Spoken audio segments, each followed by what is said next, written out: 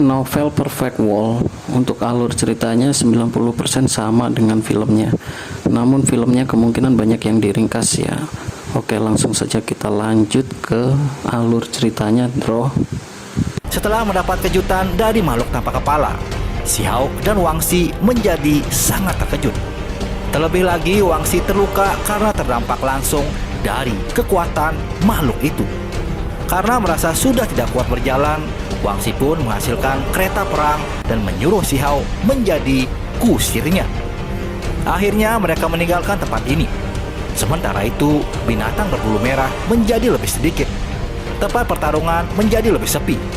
Berdasarkan kecurigaan dari Wang Xi, pasti ada tanah berharga di dekat tempat tinggal mayat tanpa kepala itu.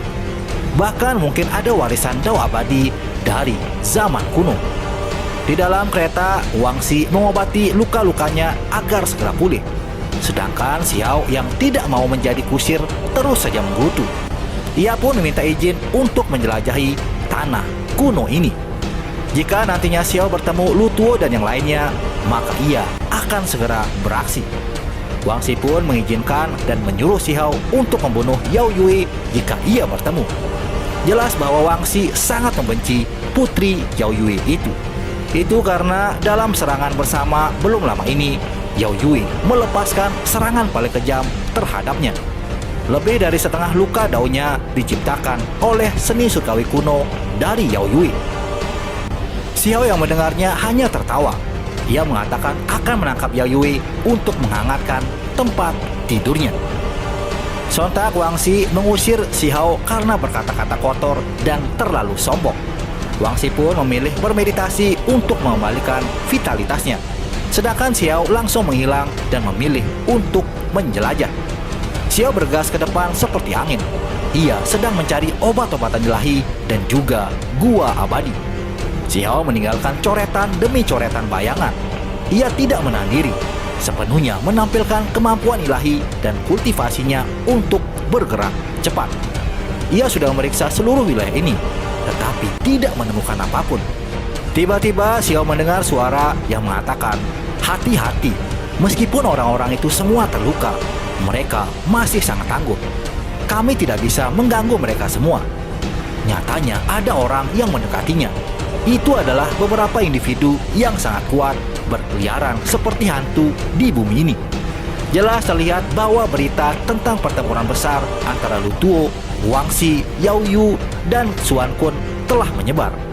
Hal itu membangkitkan beberapa pemikiran yang menakutkan dari orang-orang tertentu. Xiao mengikuti di belakang mereka dan diam-diam mengamati. Ia kemudian cukup terkejut. Pasalnya cermin tulang dan beberapa benda lain ada di tangan mereka. Mereka mendapat benda berharga itu dari pembenaran rahasia bawah tanah. Di sana Xiao mendengar seseorang berkata, "Aku ingin tahu, apakah Tuan akan membunuh makhluk muda tertinggi yang mengolah 3 helai energi abadi? Jika itu terjadi, pasti akan mempengaruhi banyak hal." Ketika Xiao mendengar ini, ekspresinya langsung berubah. Bagaimanapun juga, ada sosok menakutkan di antara kelompok itu. Namun ketika Xiao melihat sekelilingnya, ia tidak menemukan tuan dari orang-orang ini. Lantas Xiao kembali untuk mencari Wang Xi. Jika orang itu bertemu dengan Wang Xi, segalanya mungkin akan menjadi sangat buruk. Cedera Wang Xi lebih serius daripada 3 yang lainnya. Jika ia bertemu seseorang yang mengolah 3 helai energi abadi, Wang Xi pasti dalam bahaya. Ketika Xiao kembali, wilayah pegunungan itu menjadi sunyi. Wang Xi sudah menghilang, keberadaannya tidak diketahui. Xiao pun mengerutkan keningnya. Apakah orang itu benar-benar datang dan menangkap Wang Xi? Namun di sana tidak ada mayat dan juga noda darah. Lalu Xiao melepaskan indera ilahinya dan dengan hati-hati mencari di seluruh wilayah ini. Tiba-tiba Wang Xi berkata, "Saya ada di sini." Nyatanya Wang Xi bersembunyi tepat waktu di balik batu raksasa. Ia tidak bertarung sengit melawan siapapun. Sebelumnya ada individu yang sangat menakutkan. Wang Xi mengatakan kalau orang itu terlalu kuat. Jelas sekali kalau sosok itu telah mengolah 3 helai energi abadi. Kegelapan mengelilinginya begitu ia muncul, seolah-olah ia adalah raja dari para penguasa. Beruntung Wangsi memiliki harta rahasia dari klannya yang memungkinkan dia untuk menahan semua auranya. Meskipun kegelapan itu menutupi tanah pegunungan ini, tetap saja sosok misterius itu tidak menemukan Wangsi. Lantas Xiao bertanya lagi, apakah itu orang dari klan angin? Setelah mengikuti orang-orang itu sebentar, Xiao mulai curiga bahwa yang disebut master ini mungkin saja Feng Xingxian. Namun hal itu belum bisa dipastikan oleh Wangsi. Pasalnya, ia tidak jelas melihat wajah orang itu. Sebelumnya, Wangsi telah mendengar bahwa Feng Xingxian adalah seseorang yang sangat beruntung. Ia menerima perlindungan surga dan memperoleh berbagai jenis peluang. Ia bahkan telah menemukan peninggalan sejarah kuno. Ia memperoleh jenis surgawi yang sebagian besar menuju kegelapan. Tak lama, Xiao meminta Wangsi untuk melepaskan pita di kepalanya. Ia merasa sangat risih dengan adanya ikat kepala itu. Awalnya Wangsi ragu-ragu sedikit, tapi ia masih membantunya untuk melepaskan pita berlian itu. Kemudian Xiao bertanya, apakah Wangsi akan aman di sini sendirian? Sambil mengangguk, Wangsi mengatakan kalau dirinya akan tetap aman. Setelahnya Xiao pergi dan kali ini ia bebas dari semua kekhawatiran. Indra ilahinya menjadi lebih tajam, menyebar ke segala arah untuk mencari-cari. Tiba-tiba Xiao merasakan aura dari Xuan Kun. Ia tidak pernah berharap akan menemukan orang itu begitu cepat. Saat ini Xuan Kun sedang terluka. Ia melaju sendiri seolah-olah ia sedang berlari.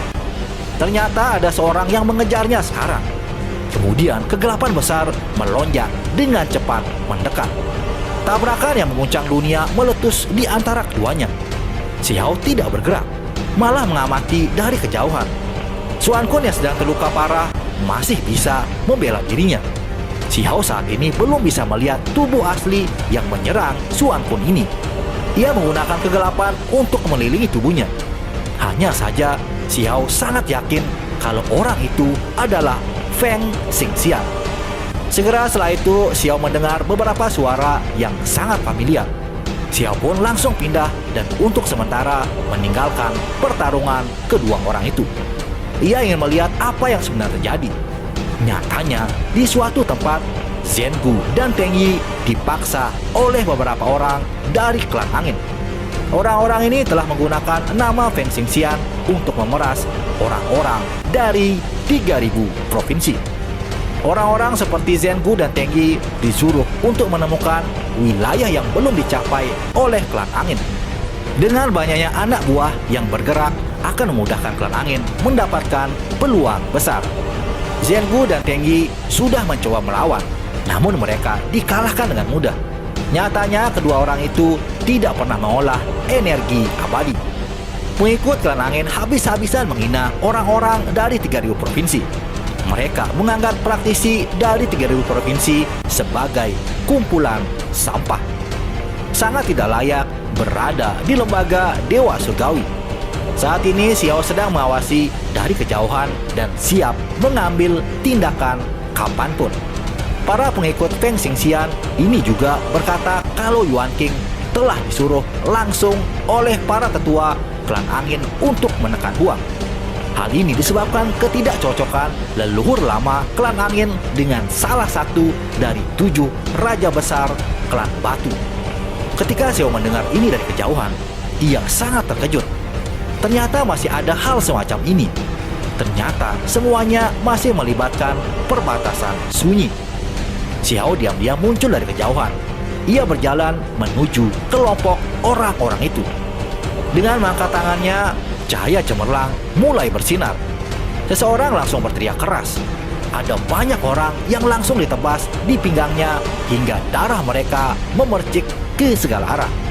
Ketika pedang ini turun, tidak hanya 3 pengikut Feng Xingxian yang terbunuh, bahkan ada 2 murid resmi yang mengolah energi abadi telah jatuh. Di bawah teriakan alarm dan kemarahan yang lain, Xiao berjalan mendekat dan menyapukan pedangnya lagi.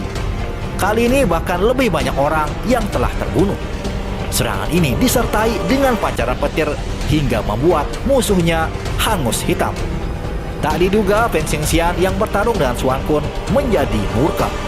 Di kejauhan suara mencaci maki dari Feng Xingxian mulai terdengar. Ia mengangkat tangannya melepaskan seberkas cahaya pelangi ilahi ke arah Xiao. Xiao pun bergerak dan langsung menghindarinya. Sebuah lubang tanpa dasar segera muncul di lokasi Xiao. Para praktisi 3000 provinsi menjadi terkejut. Mereka tidak mengenali Xiao sama sekali. Ini dikarenakan Xiao berbeda dari sebelumnya. Ia telah menggunakan 72 transformasi dengan daging dan tulang yang baru dilahirkan. Bahkan dengan mata surgawi pun, seseorang sangat sulit untuk mengenalinya. Salah satu pengikut Feng Xingxian bertanya, "Siapa ente sebenarnya? Mengapa kamu berani mengambil klan angin sebagai musuhmu?" Lalu Xiao berkata pada dirinya sendiri, "Sudah menjadi masa lalu yang sangat jauh. Namun kalian semua tidak bisa melupakannya.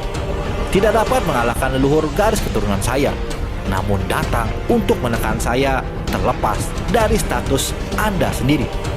Emosi Xiao melonjak karena pihak lain masih menekannya karena dendam yang sudah terlalu lama. Xiao pun mengangkat tangannya lagi dan 5 garis cahaya ilahi segera keluar dari jari-jarinya. Itu meledak ke arah individu di depannya. Suara artefak berharga yang pecah mulai terdengar. Orang-orang itu berteriak keras. Setelahnya suara teks tulang yang dihapus juga terdengar. Itu terdengar lembut, tapi cukup mengagetkan. Seseorang harus ingat bahwa kali ini individu-individu ini menyalakan potensi mereka. Namun semuanya dihancurkan hanya dalam satu serangan. Suara percikan darah bisa terdengar di mana-mana. Mereka kemudian jatuh di genangan darah. Xiao begitu kuat, kemajuannya tak terbendung. Ia melenyapkan beberapa ahli hebat dengan mengangkat tangannya. Ini membuat para praktisi dari 3000 provinsi yang ditangkap mulai tercengang. Di kejauhan, Feng Xingxian menjadi sangat marah. Ia tidak ingin membiarkan Xuan Kun pergi. Jadi ia menyerang dengan semua yang ia miliki. Tetapi Feng Xingxian tidak pernah berharap anak buahnya sendiri terbunuh begitu cepat. Saat ini Xiao menggunakan ekspresi yang aneh. Itu karena beberapa dari mereka adalah murid yang resmi. Ketika mereka meninggal, simbol tulang penyelamat hidup akan membantu mereka untuk melarikan diri. Xiao pun langsung melepaskan teriakan dan membentuk jejak tinju dan kemudian menghancurkan semua simbol kehidupan itu. Akibatnya tidak ada satupun dari orang-orang itu yang bisa hidup lagi. Segera setelahnya cahaya gelap melonjak dengan hebat. Kegelapan yang tak terbatas benar-benar menenggelamkan Xiao di dalamnya. Nyatanya saat ini Feng Xingxian telah mengambil tindakan dan ia ingin menekan dan langsung membunuh Xiao. Teknik pemuda itu adalah energi atribut gelap yang berasal dari seni surgawi kuno. Xiao sendiri tidak mencoba menghadapinya. Sepasang sayap ilahi petir muncul di punggungnya dan dengan goyangan ringan, Xiao menghindari semua serangan ini. Ia belum ingin bergabung dalam pertempuran. Xiao tidak merasa berkewajiban untuk membantu Xuan Kun keluar dari kesulitannya. Ternyata saat ini Xuan Kun juga sudah berada di tempat yang sama dengan Feng Xingxian. Mereka berdua berpindah arena karena Feng Xingxian menjadi sangat murka pada Xiao. Namun Xiao sendiri tidak ingin bertarung hidup dan mati melawan Feng Xingxian. Semuanya bisa menunggu sampai pertarungan sengit antara Feng Xingxian dan Xuan Kun berakhir. Xiao memilih menjadi penonton saja pertarungan mereka.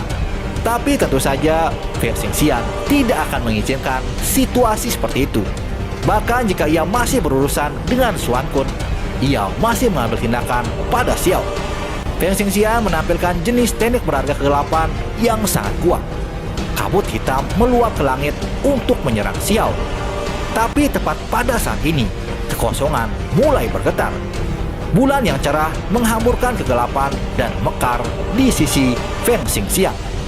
Itu adalah putri Yao Yue yang datang untuk membantu Xuan Kun. Saat ini Yao Yue juga terluka, tetapi ia mengejar keadilan tanpa berpikir dua kali. Ia menetapkan serangan yang mengejutkan dunia. Yao Yue merasa aliansinya dengan Xuan Kun belum berakhir. jadi sudah menjadi kewajibannya untuk membantunya. Xiao yang menontonnya segera tertawa.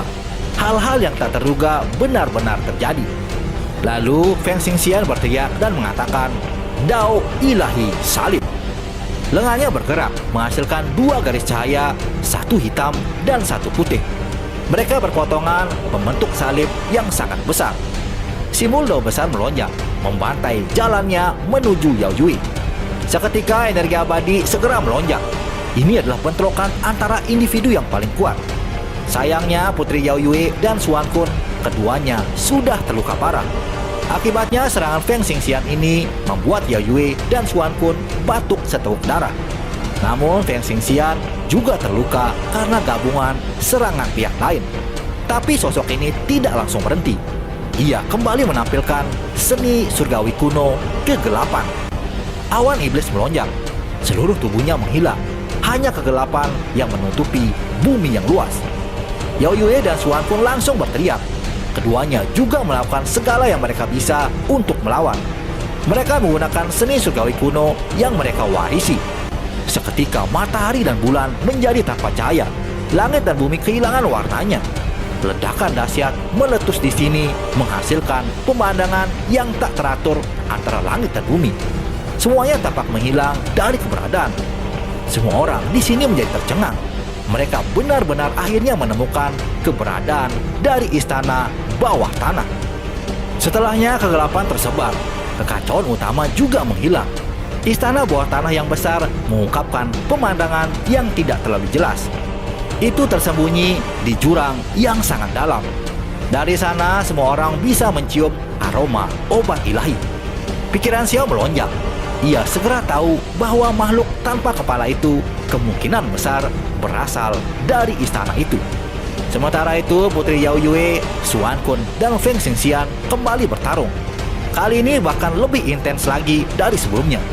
Semuanya menggunakan kemampuan ilahi yang paling kuat. Ketika keadaan sedikit tenang, mereka semua langsung batuk darah. Namun kondisi Feng Xingxian jauh lebih baik. Ia kembali melepaskan teriakan besar dan menghasilkan jejak magis yang menakutkan. Feng Xingxian ingin mengaktifkan seni surgawi terakhir yang tak tertandingi. Namun tak diduga, tepat pada saat ini, Xiao mengambil tindakan. Ia juga membentuk jejak dan menyelam dari atas.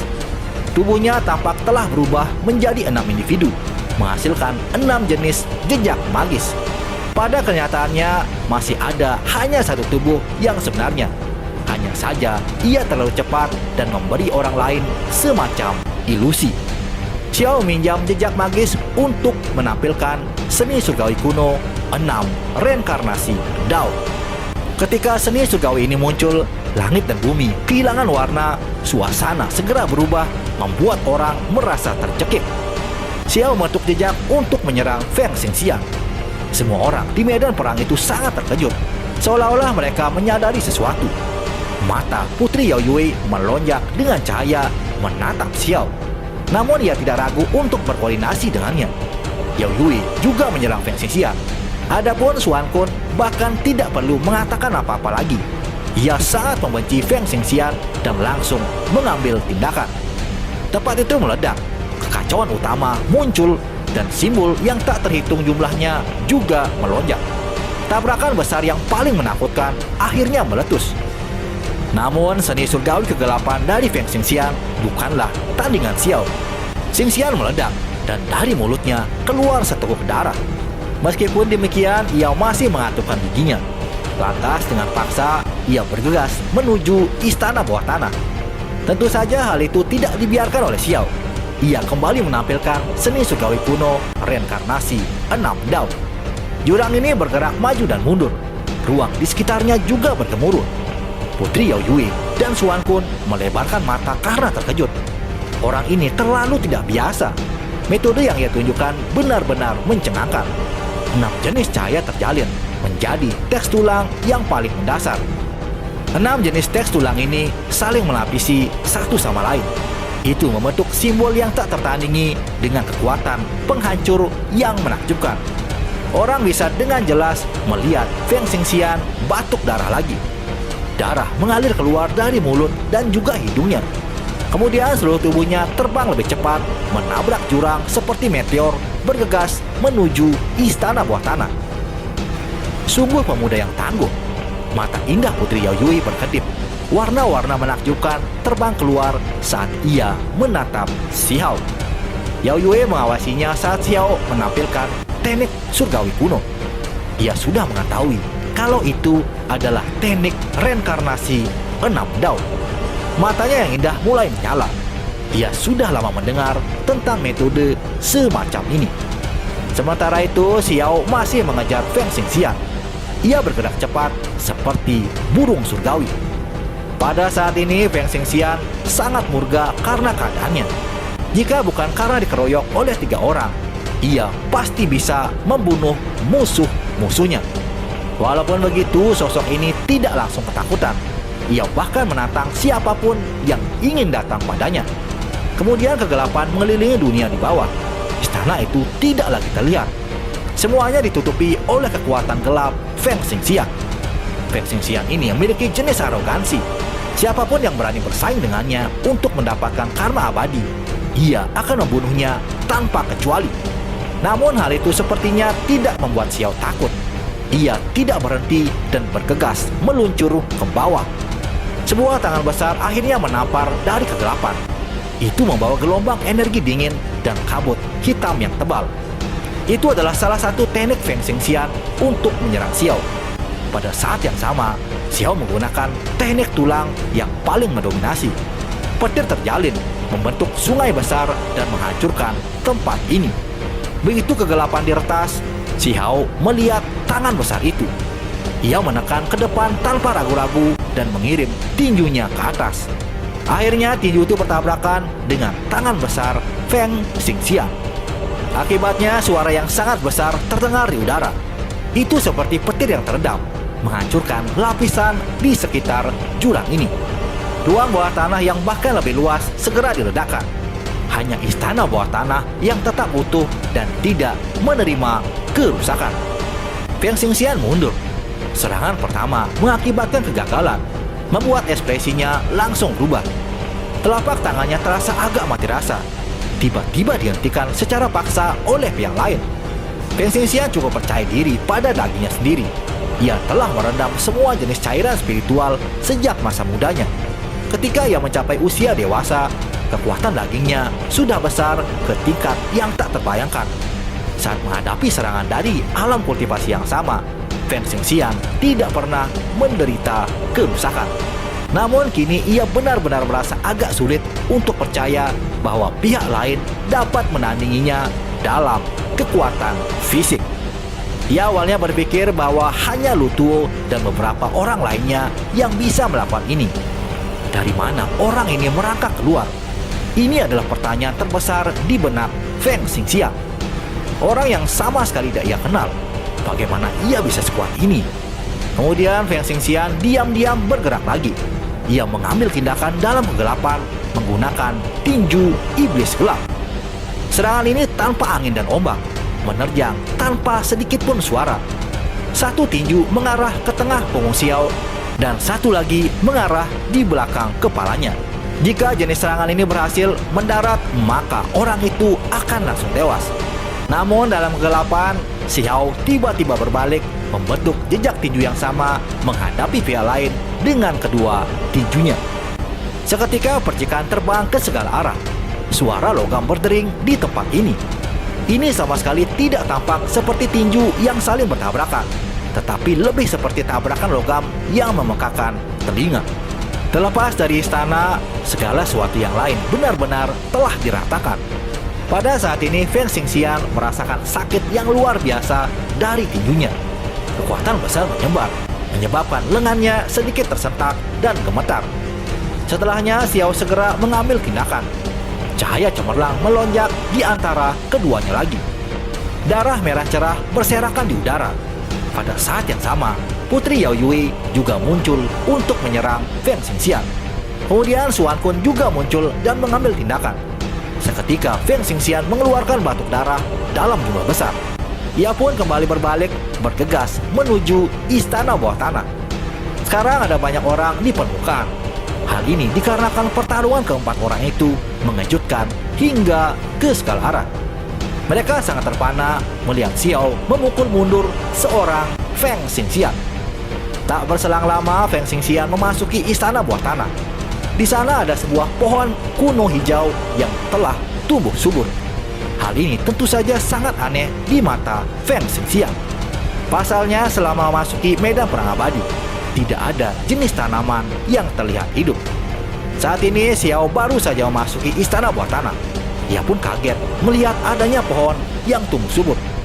Nyatanya wilayah itu adalah sebuah dunia kecil. Ada banyak pohon yang tumbuh subur dan kuat. Itulah alasan mengapa istana ini terlindung dan pohon-pohon itu dapat tumbuh dengan subur. Sesaat kemudian energi hitam meluap. Feng Xingxian mengambil tindakan lagi. Tinju setan gelap lainnya menghantam keluar untuk menyerang Xiao. Tapi serangan itu dengan mudah dapat ditahan oleh Xiao. Di sana Xiao berkata, "Bahkan jika aku melawanmu sendirian, kamu tetap bukan lawanku." Mendengar kesombongan Xiao, Feng Xingxian tentu saja tidak mau kalah. Ia berkata, "Jika aku melawanmu sendirian, membunuhmu bahkan tidak akan membutuhkan banyak usaha." Lalu tak jauh dari sana, Putri Yao Yue mengangguk dan berkata, "Kalian berdua bisa bertarung semaunya. Kami berdua pasti tidak akan ikut campur." Sambil berbicara, ia bergegas ke kedalaman istana dan memasuki pohon-pohon kuno yang rimbun. Xuan Kun juga pergi. Ia memasuki istana untuk mencari karma abadi. Segera setelah itu, Feng Xingxian mengangkat tangannya lagi dan membentuk jejak magis misterius. Itu bukan lagi energi gelap yang melonjak, melainkan sejenis angin gila. Klannya tidak disebut klan angin tanpa alasan. Tanah, api, angin, dan air menjadi dasar dari klan mereka. Pada saat itu, angin menderu di sekitar istana buah tanah. Saat menonton dari kejauhan, jumlah besar bintang muncul. Tertiup angin kencang dan menabrak Xiao. Ini adalah adegan yang tidak teratur. Feng Xingxian secara alami tidak bisa meledakkan bintang-bintang di langit. Tetapi jenis pemandangan yang tidak teratur itu tidak sepenuhnya tidak berdasar. Nenek moyang mereka pernah meledakkan bintang-bintang di masa lalu. Bintang-bintang di langit berjatuhan bersama angin dari satu pikiran. Ini cukup untuk berbicara tentang betapa menakutkannya individu kuat dari klan angin. Tiba-tiba seberkas cahaya bulan bersinar dari kejauhan, menyapu ke arah Feng Xingxian secara langsung. Nyatanya itulah Yao Yue yang kembali mengambil tindakan. Pada saat yang sama, Xuan Kun juga mengeluarkan gerutuan dan menunjukkan metodenya yang paling hebat. Energi tanah merasuki udara. Gelombang kekuatan yang luar biasa menghantam menyerang Feng Xingxian.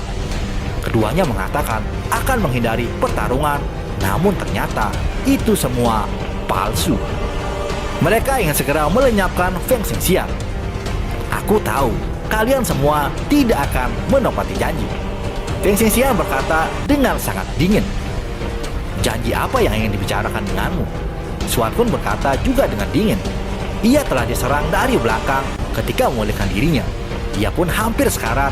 Jadi ini secara alami membawa kebencian besar pada Feng Xingxian. Adapun Yao Yue merasa bahwa Feng Xingxian ini menimbulkan ancaman yang terlalu besar.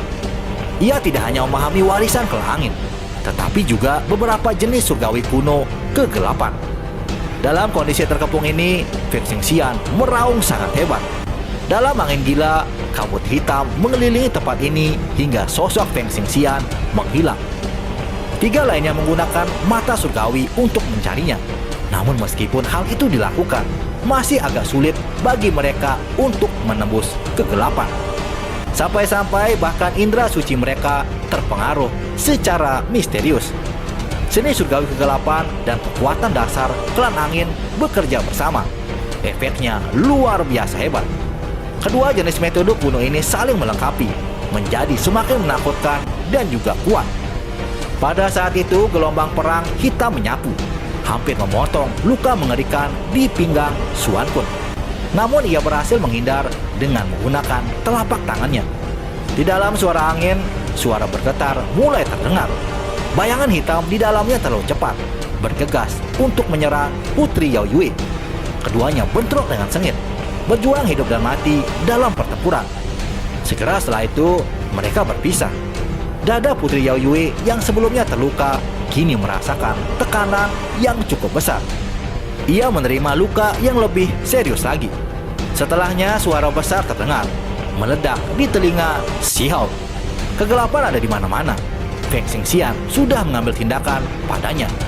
Ia menyerang dari kegelapan itu sendiri. Hanya saja reaksi Xiao terlalu cepat. Ia segera mengaktifkan lorong surgawinya untuk mengunci segalanya. Ia kemudian menyerang dengan cara mengamuk, melepaskan pukulan yang paling kuat. Sementara itu ada beberapa orang yang tidak bisa menahan diri.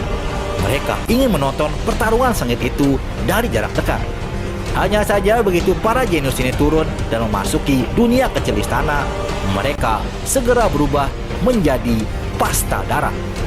Mereka semua terhapus oleh domain dari Feng Xingxian. Orang bisa membayangkan betapa intensnya perjuangan antara para ahli hebat itu. Orang luar baru saja memasuki medan perang mereka, namun sudah mengalami akhir yang tragis. Kemudian beberapa orang datang lagi, namun mereka bernasib sama. Untungnya simbol penyelamat hidup menunjukkan kegunaannya. Mereka yang telah mati masih dapat hidup karena simbol kehidupan itu. Kali ini orang-orang di atas jurang hanya melihat dari jauh. Masing-masing dari mereka menjadi pucat karena ketakutan. Di istana bawah tanah itu, Xiao membentuk jejak reinkarnasi 6 Dao. Kali ini yang menghasilkan jenis lain dari misteri mendalam yang tidak biasa. 6 lubang hitam muncul di hadapannya, seolah-olah itu adalah pintu masuk ke 6 dunia. Suara angin menderu, mampu menghancurkan dewa dan iblis menjadi berkeping-keping. Namun kali ini serangan itu tidak efektif pada Xiao. Metode hebat yang diaktifkan Feng Xingxian tidak menunjukkan efek apapun. Itu karena angin besar yang tak berujung benar-benar diserap oleh 6 lubang hitam. Kemudian Xiao bergas ke depan, mengirimkan tinjunya ke bawah. Tinju ini terlalu ganas hingga menghancurkan lengan Feng Xingxian hingga ia kesakitan. Tubuhnya terhuyung-huyung dan darah mengalir dari mulutnya. Mereka terus bertarung sambil bergas ke kedalaman istana bawah tanah. Di sana mereka menyaksikan banyak pemandangan di sepanjang jalan. Garis cahaya ilahi berkedip-kedip. Itu tak terduga adalah obat ilahi. Lalu dengan cepat obat itu bergegas ke bumi dan melarikan diri. Kemudian mereka melihat kolam bergelombang dengan esensi spiritual. Mungkinkah makhluk tanpa kepala itu dimakamkan di sana? Sesaat kemudian, Putri Yao Yue berkata, "Bunuh Feng Xingxian terlebih dahulu." Xiao pun mengangguk. Ia menyadari kalau hal ini tidak dapat terelakkan. Xuan Kun juga bergabung mengelilingi Feng Xingxian dan ia juga sangat berharap untuk membunuhnya kali ini. Namun tiba-tiba mereka semua menjadi terkejut. Pasalnya, kolam di samping mereka melepaskan sedikit energi abadi dalam esensi spiritual. Itu adalah kolam yang tampak lusuh. Dindingnya terbentuk dari batu berlian abu-abu. Kolam itu berdiameter kurang dari 5 kaki, sangat kecil, namun ada semacam aura berbintik-bintik dengan waktu. Batu berlian telah lama rusak, terkikis seiring berjalannya waktu. Namun di bawah pengaruh esensi spiritual, nutrisi dari gumpalan energi abadi tidak menghilang. Sementara itu, keempat ahli hebat ini tetap bertarung. Meskipun mereka mengatakan akan menyerang Feng Xingxian, tapi tidak ada yang bisa mempercayai satu dengan yang lain. Mereka mewaspadai setiap orang yang ada di sana. Pada saat ini, mereka semua membuat keputusan yang sama, bergegas menuju ke kolam spiritual itu. Tidak satu pun dari mereka yang berani ketinggalan karena takut kehilangan kesempatan yang luar biasa.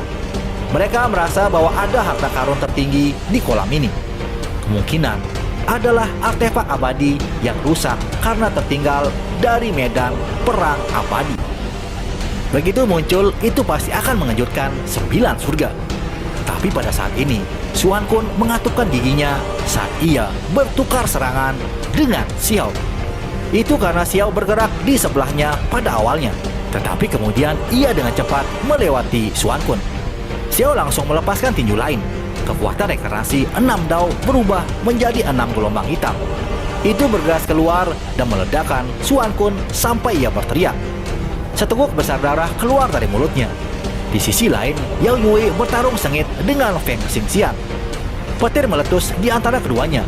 Angin surgawi yang gelap dan cahaya bulan melonjak dengan keras. Setelah itu, Xiao, Yao Yue, Xuan Kun, dan Feng Xingxian bentrok semuanya. Mereka bentrok sambil menuju kolam kuno. Semuanya meraih tangan mereka ke dalam air yang dipenuhi oleh kabut. Namun mereka segera menggigil dalam hati, seolah-olah ada senjata mengerikan yang menempel di tenggorokan mereka. Setelahnya mereka semua dengan tegas mundur. Ekspresi di wajahnya juga sangat pucat. Setelah hening sejenak, mereka dengan hati-hati berjalan ke depan lagi. Mereka membuka mata surgawinya untuk melihat apa yang sedang terjadi. Setelah memeriksa kolam ini dengan cermat, mereka menemukan bahwa ini mungkin merupakan kesempatan luar biasa yang tidak dapat dilewatkan. Mereka samar-samar bisa melihat cairan mata air ilahi di dalam kolam itu. Hanya saja jumlahnya tidaklah banyak. Alasan mengapa mereka tidak bisa melihat dengan jelas adalah karena kolam itu dikelilingi oleh gumpalan kabut yang kacau. Saat ini samar-samar Yao Yue melihat seekor kupu-kupu. Yao Yue yakin kalau itu adalah kupu-kupu kuno. Xiao pun mengerutkan keningnya. Ia merasa seolah-olah kuali yang dibawanya menjadi agak aneh. Sepertinya kupu-kupu kaisar yang tertidur merasakan sesuatu. Xiao terkejut. Ia yakin bahwa itu adalah kupu-kupu surgawi yang sudah tertidur lama. Selain itu ada kemungkinan besar bahwa itu terkait dengan kaisar kupu-kupu yang Xiao bawa. Bahkan mungkin dari klan yang sama. Tiba-tiba kuali yang dibawa Xiao melonjak dengan kabut warna-warni. Kupu-kupu kaisar terbangun sepenuhnya. Ia merasakan aura di luar, seolah-olah menyadari sesuatu. Pada saat ini kabut sudah mulai menyebar. Bagian bawah kekacauan utama di kolam itu menjadi berwarna lebih terang. Seketika kupu-kupu kuno terlihat sangat jelas. Kupu-kupu ini panjangnya 3 kaki. Jika seseorang hanya melihatnya sekilas, sayapnya bahkan membawa jenis keindahan yang tak terlukiskan. Sayangnya kupu-kupu ini sudah lama mati. Sayap yang awalnya berwarna cemerlang, kini sebagian besar meredup. Sampai-sampai tubuhnya juga membusuk. Hanya sebagian kecil pola emas dan pola berwarna yang tersisa di atasnya. Gumpalan energi abadi justru datang dari tubuh yang membusuk itu. Mereka semua langsung terkejut. Apa yang disebut artefak abadi yang tersembunyi di kolam kuno adalah kupu-kupu yang telah mati selama bertahun-tahun. Tubuhnya telah direndam dalam cairan spiritual. Jelas sekali kalau ini awalnya makhluk yang berumur panjang. Itu karena masih ada energi abadi yang dilepaskan setelah kematiannya. Kupu-kupu ini sepertinya jatuh dalam pertempuran. Ia menderita luka yang tak terbayangkan, meninggalkan tubuhnya yang compang-camping. Ini semua terjadi di era agung kuno abadi. Terlepas dari apakah itu Xuan Kun, Feng Xingxian atau Yao Yue, mata mereka kini menyala-nyala. Mereka siap mengambil tindakan untuk merebut kupu-kupu kuno. Itu karena ini adalah makhluk abadi yang tidak dapat diproduksi di dunia ini. Meskipun tubuhnya telah membusuk, itu masih tak ternilai harganya. Mungkin ada beberapa artefak di dalam kupu-kupu itu. Lantas Xuan Kun berkata, jika ada harta abadi, bagaimana kita akan membaginya? Ia terluka parah dan tidak ingin bertarung lagi.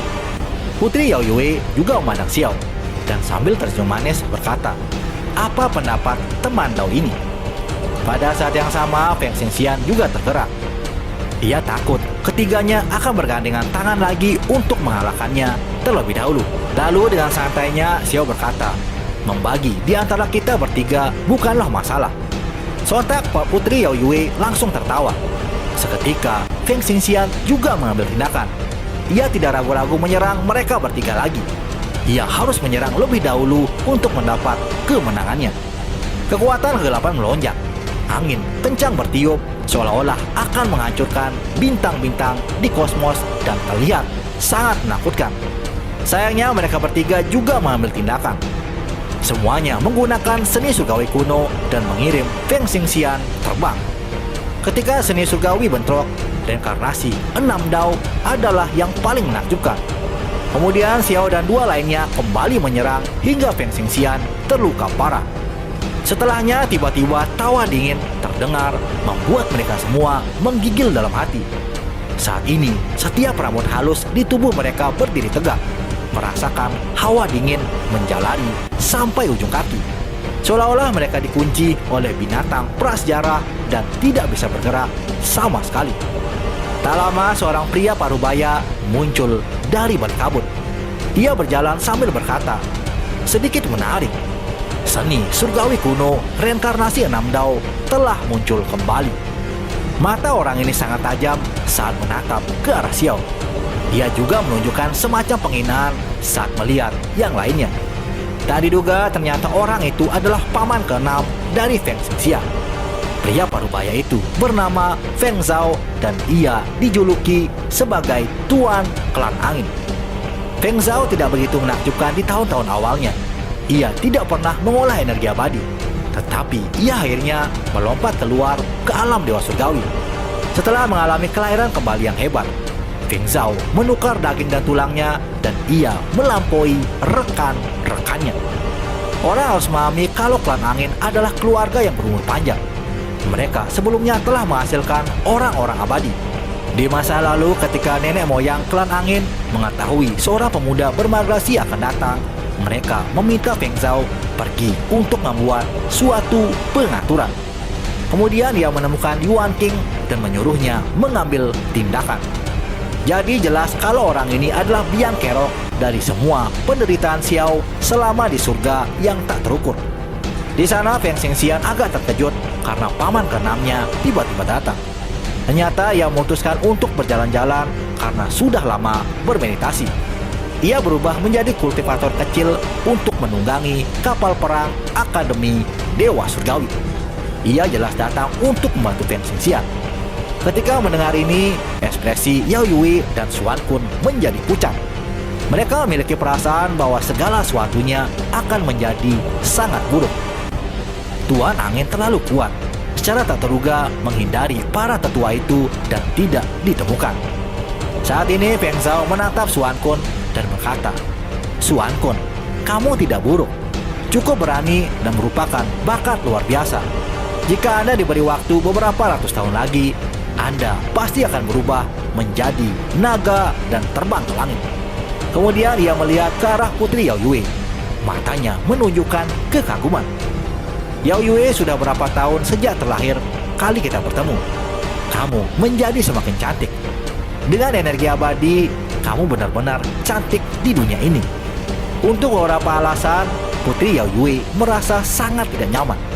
Ia melihat sedikit keanehan di kedalaman tatapan Feng Zhao. Lalu Xuan Kun bertanya, apa tujuan dari Feng Zhao senior ini datang kemari? Feng Zhao pun menjawab, "Kalian semua adalah jenius luar biasa yang mengolah 3 helai energi abadi. Jatuhnya salah satu dari kalian akan menjadi kerugian besar untuk akademi. Bagaimanapun juga, dunia ini akan menjadi kacau. Jadi masih ada harapan yang ditempatkan pada kalian semua untuk menenangkan kekacauan itu." Sontak Xuan Kun tidak mengatakan apa-apa. Sementara itu, Yao Yui mundur 2 langkah. Ia merasa sangat tidak nyaman karena mata pihak lain membawa jenis gairah ketika melihat bodinya. Mereka berdua ketakutan dengan perkataan dari Feng Zhao. Lalu Feng Zhao mengajak keduanya untuk mengikuti dirinya. Ia ingin mempelajari seni surgawi kuno pihak lain dan menyerap energi abadinya. Di sisi lain, Xiao hanya menghela nafas. Ia melihat dengan jelas bahwa orang ini sangat najar. Ia telah datang dengan kebencian yang besar. Jelas tidak ada cara bagi mereka untuk berinteraksi dengan baik padanya. Ketika Xiao memikirkan hal ini, ia bersiap untuk menggunakan diagram 10.000 roh, armor kaisar petir, dan yang lainnya untuk melindungi diri. Tiba-tiba Feng Zhao berbalik ke arah Xiao dan berkata, "Aku benci mereka yang menggunakan seni surgawi reinkarnasi 6 Dao." Xiao tidak mengatakan apa-apa. Ia hanya menatapnya dengan dingin. Feng Zhao juga mengakui kekuatan daging Xiao yang cukup kuat. Saat ini ia berjalan melingkar di sekitar Xiao. Seolah-olah Feng Zhao sedang melihat komoditas. Ekspresi Yao Yui dan Xuan Kun berubah. Apakah ini akhir dari mereka juga? Mereka berasal dari klan besar. Jadi mereka sebelumnya mendengar beberapa rumor aneh. Memikirkannya saja sudah membuat kulit kepala mereka mati rasa. Katanya ada praktisi yang telah mengolah 3 helai energi abadi dengan latar belakang yang misterius. Ia juga terkait dengan beberapa warisan jahat yang kuno. Saat ini kemungkinan besar Feng Zhao akan merebut buah daun mereka atau mungkin mengambil tubuh mereka. Feng Zhao menatap Xiao seperti melihat barang berharga. Xiao benar-benar ingin mengutuk. Apakah orang ini bahkan menginginkan wajahnya yang tampan? Tak lama Yao Yue mulai berbicara dan mencoba menasihati Feng Zhao. Itu tidak benar-benar demi Xiao, tetapi ia tidak tahu apakah setelah Xiao menjadi yang pertama, ia dan Xuan Kun akan menjadi yang berikutnya. Namun itu tidak mempan bagi pria gila itu. Ia bahkan berkata akan menghapus ingatan keponakannya agar tidak ada yang tahu tentang semua kejadian ini. Seketika Feng Xingxian menjadi tercengang. Paman klannya ternyata benar-benar sangat berhati-hati. Lalu Yao Yue mulai marah dan mengatakan kalau dunia ini akan menjadi kacau. Melakukan hal-hal seperti ini akan memprovokasi kemarahan publik. Jika orang mengetahui tentang kematian praktisi yang mengolah 3 helai energi abadi, maka akan terjadi kegemparan besar. Lalu Feng Zhao berkata, dunia ini akan menjadi kacau. Tidak ada yang bisa menghentikannya. 9 surga, 10 bumi, semuanya akan terbalik. Semua keluarga besar akan menjadi debu. Masih tidak bisa lepas dari nasib era agung kuno abadi. Jadi kalian tidak perlu khawatir. Saya akan menggunakan kalian semua untuk menciptakan beberapa ahli yang luar biasa. Tidak perlu pergi ke perbatasan sunyi. Hanya melindungi saya dan beberapa klan, dan itu sudah dirasa cukup. Seketika Yao Yue menjadi sangat murka. Ia tak menyangka orang sekuat ini terlalu tercela karena ia hanya mementingkan dirinya sendiri. Sementara semua orang berbicara satu sama lain, kesadaran Xiao memasuki kuali. Ia berkomunikasi dengan Kaisar Kupu-Kupu dan mendapat informasi yang mencengangkan. Segera setelah itu Feng Zhao berjalan menuju Xiao lagi. Ia akan menjadikan Xiao sebagai korban pertama. Saat itu Xiao menatapnya dan mengancam kalau Feng Zhao akan menderita murka dari surga. Namun Feng Zhao malah tertawa keras. Wajahnya menunjukkan ekspresi yang jijik. Ia tidak percaya sedikit pun dengan yang namanya murka dari surga. Ia bahkan meminta Xiao mengundang murka itu untuk melawannya. Tiba-tiba angin sejuk muncul tidak jauh. Bintik-bintik cahaya warna-warni yang menguntungkan muncul dari kolam spiritual. Sontak Feng Zhao merasakan ada yang aneh dari kolam spiritual itu. Ia pun menyuruh Xiao memeriksa kolam itu untuknya. Ketika Xiao sedang memeriksanya, Feng Zhao merasa ada yang tidak beres. Ia pun mengangkat tangannya dan meraih ke arah Xiao. Namun tepat pada saat ini, awan dan kabut melonjak dari kolam spiritual. Itu membawa aura yang membusuk. Nyatanya seekor kupu-kupu kuno telah bangkit dan ia dikelilingi oleh kekacauan utama. Kupu-kupu kuno menahan tangan Feng Zhao. Gerakannya terlalu cepat dan tidak mungkin untuk bereaksi. Seketika tangan kanan Feng Zhao putus oleh kupu-kupu kuno ini. Perubahan ini terlalu mencengangkan. Orang-orang yang hadir semuanya kaget. Adapun Feng Zhao kulitnya menjadi pucat pasi. Darah mengalir keluar dari pergelangan tangannya yang putus. Ia dengan cepat mundur dan tidak bisa mempercayai apa yang telah terjadi. Setelah bertahun-tahun kultivasinya maju dari hari ke hari, hingga sekarang ia dikenal sebagai Tuan Angin. Namun seekor kupu-kupu yang membusuk benar-benar mematahkan tangan kanannya. Segera setelah itu tulang tumbuh kembali dan dagingnya kembali beregenerasi. Ketika seseorang berkultivasi sampai batasnya, tubuhnya dapat dengan cepat dipulihkan. Selain itu, Feng Zhao dengan cepat mundur dan mencari medan yang menguntungkan. Ia mencoba membuka jarak antara dirinya dengan kupu-kupu kuno. Di sana Feng Zhao mencibir kalau itu hanyalah serangan kupu-kupu kuno yang busuk. Tidak mungkin dirinya akan tumbang oleh serangan yang sederhana. Xiao yang berada di belakang kupu-kupu kuno menyuruh Feng Zhao untuk maju kalau ia berani. Sontak Feng Zhao menjadi marah dan mengambil tindakan ke depan. Namun perubahan mengejutkan kembali terjadi. Kupu-kupu yang membusuk itu sangat cerdas. Dia segera bergerak melalui kehampaan dan bergegas untuk menabrak Feng Zhao. Tuan angin itu pun terkejut. Bahkan seseorang sekuat dia langsung mundur karena merasa tidak nyaman. Kupu-kupu kuno yang awalnya telah mati tampaknya telah mengembangkan kehidupan. Ketika kupu-kupu kuno ini mengepakkan sayapnya, helai demi helai energi abadi mulai dilepaskan. Jenis kekuatan itu tidak ada bandingannya, bahkan membuat seseorang sekuat ia menggigil dalam hatinya. Saat ini Feng Zhao batuk seteguk darah. Wajahnya sudah menjadi pucat. Tentu saja hal yang paling menakutkan adalah gerakan kupu-kupu ini terlalu cepat. Ia melemparkan dirinya ke atas dan menutupi Feng Zhao yang ada di bawahnya. Keduanya melakukan kontak hingga Feng Zhao mengeluarkan teriakan menyedihkan. Setelah kupu-kupu kuno melemparkan dirinya, tubuhnya tampak mulai pecah. Ia tidak bisa menangani tekanan dari energi abadi pihak lain. Setelah dipukul oleh kupu-kupu yang membusuk, seluruh tubuh Feng Zhao mulai membusuk dan meledak. Bahkan roh primordialnya tidak dapat melarikan diri. Ia dihancurkan oleh kupu-kupu kuno itu. Orang-orang yang tersisa menjadi ketakutan. Ini semua tak terbayangkan. Feng Zhao yang bertindak begitu mendominasi, kini sudah meninggal dalam sekejap mata. Setelah membunuh Feng Zhao, kupu-kupu kuno kembali ke kolam untuk tidur lagi. Apa yang sebenarnya terjadi? Yao Yui dan Xuan Kun sama-sama tercengang. Segera setelah itu mereka tahu bahwa ini pasti akan menimbulkan badai besar. Itu karena status orang ini di klan angin sangat tinggi. Ia memiliki kualifikasi untuk mewarisi klan. Pada saat itu Feng Xingxian berteriak histeris. Baginya ini adalah mimpi yang sangat buruk.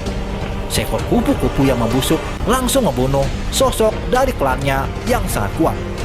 Segera setelahnya Xiao mengambil tindakan dengan seluruh kekuatannya untuk bergegas membunuh Feng Xingxian. Selama waktu ini, selain Xiao, tidak ada yang memperhatikan kupu-kupu emas kecil memasuki kolam spiritual. Baik Yao Yue maupun Xuan Kun tidak mengambil tindakan. Keduanya menonton saja dari samping. Itu karena mereka merasa terlalu sulit untuk tenang. Tuan Angin telah mati dengan cara yang terlalu aneh.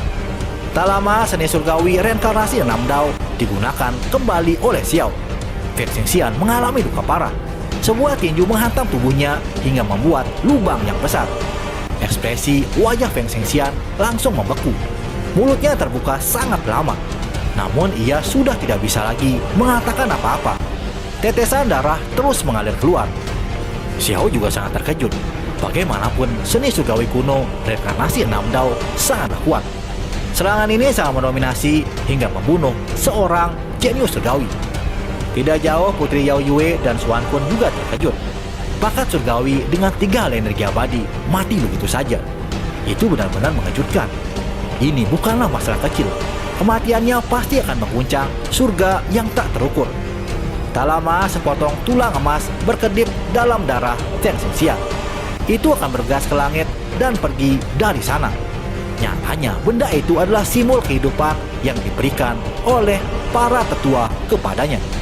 Sontak Putri Yao Yue mengambil tindakan dan ia menghasilkan bola cahaya bulan untuk membuatnya lambat. Kemudian Xuan Kun membentuk jejak untuk menyegel simbol ini. Baru setelahnya Xiao menampilkan lagi seni surgawi 6 reinkarnasi Dao. 6 lubang hitam muncul kemudian menghancurkan simbol itu menjadi bubuk halus. Jeritan menjadikan yang samar bisa terdengar. Feng Xingxian yang hebat kini benar-benar telah mati. Xiao berdiri di sana tanpa mengatakan apa-apa untuk waktu yang lama. Makhluk tertinggi muda yang memiliki 3 hal energi abadi dibunuh olehnya begitu saja. Rasanya ini agak tidak nyata.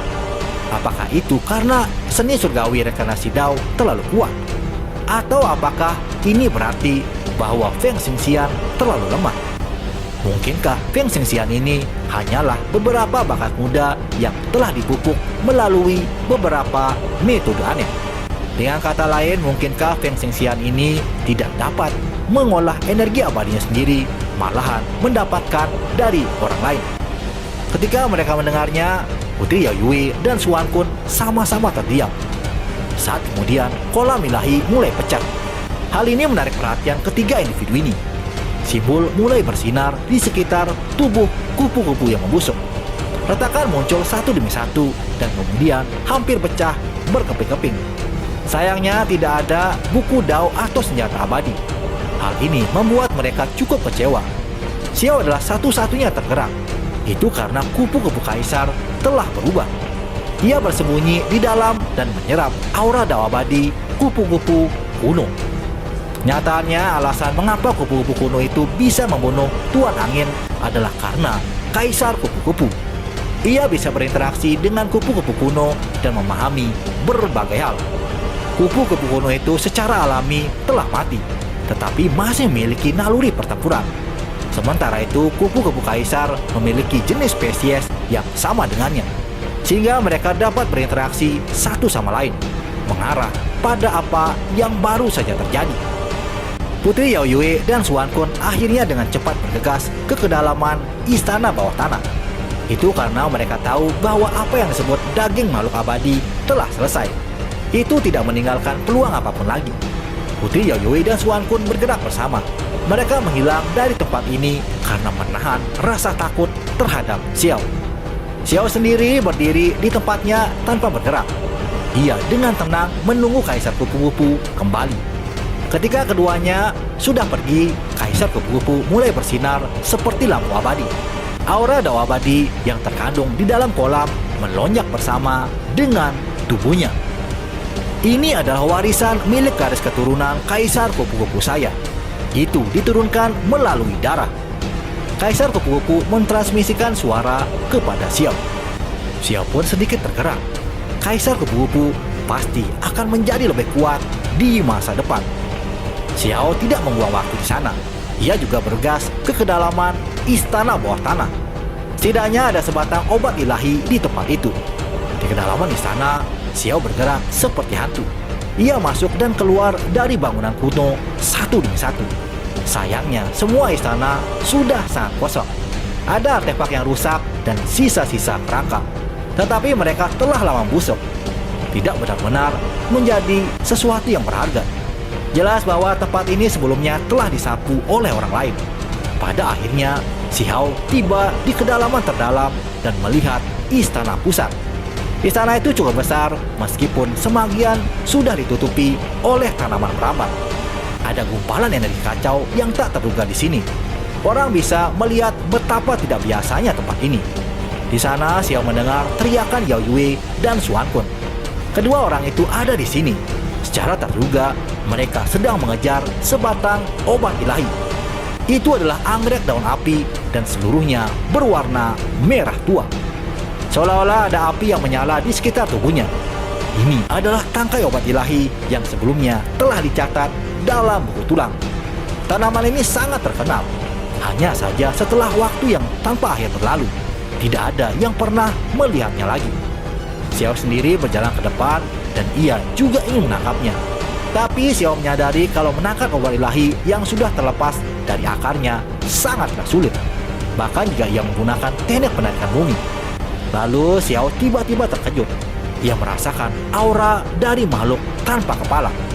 Mungkinkah obat ilahi sedang memancing mereka, berharap mereka akan tinggal di sini untuk waktu yang lama? Jika itu terjadi, maka Xiao dan yang lainnya tidak bisa melarikan diri. Xiao pun untuk sementara menghentikan gerakannya. Ia menatap ke arah kedalaman yang menjulang tinggi seperti gunung. Ada sebuah altar di sana. Di atasnya diatur kotak-kotak berharga. Xiao pun berjalan mendekat dan setelah memeriksa, ia tidak menemukan apapun. Xiao penasaran dan menggeser ke altar itu dengan kekuatannya. Selama proses ini, banyak retakan muncul lagi di altar. Tak diduga melalui celah kecil, Xiao menemukan ada kunci tulang putih di bawah altar. Ini membuat Xiao bingung. Baru saja ia telah menggunakan mata surgawinya untuk memeriksa, namun ia tidak menemukan apa-apa. Tapi kenapa ia bisa melihat kunci itu sekarang?